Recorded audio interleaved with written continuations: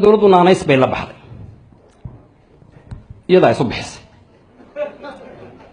inana waa ugu yeeraynaa dowladda waxay la baxday naanaysta ah waa markii ugu horeysay waa markii ugu horeysay oo la aqoonsado waa markii ugu horeysay oo roob da'o waa markii ugu horeysay oo meel cagaara la soo arko waa markii ugu horeysay ereyga waa markii ugu horeysay ruuxiisa ayaa noqday ereyga ugu sicir bararka badan marka laga siyaasadda Soomaalida isaga ruuxiisa ayaa maanta dacwo ah oo la warhay boonboonina marka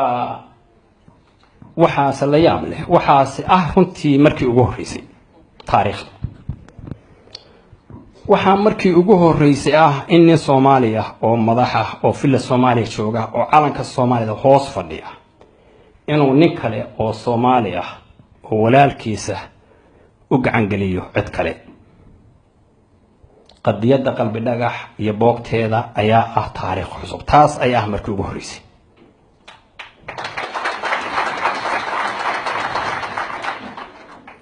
waxaa markii ugu horeysay in sharciga jinsiyadda Soomaalida in Soomaalinimada in dadka Soomaalida Soomaalinimadoodu markii ugu horeysay ay su'aal gasho yaa Soomaali ah iyo yaan Soomaali ahayn waxaa jira sharci la yiraahdo sharciga jinsiyadaha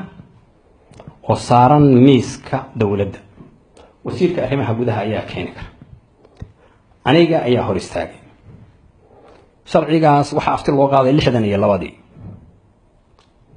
wuxuu sheegayaa qof kasta oo asalkiisu Soomaali yahay inuu Soomaali yahay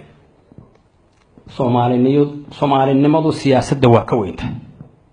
waa waxa aynu nahay waa waxa aynu wadaagno waa waxa isu keenhaya ama Djibouti joog ama Jigjiga joog ama Gaarisa joog ama Muqdisho joog inta ay jirto dawlad magac Soomaaliyeed calan Soomaaliyeed haysata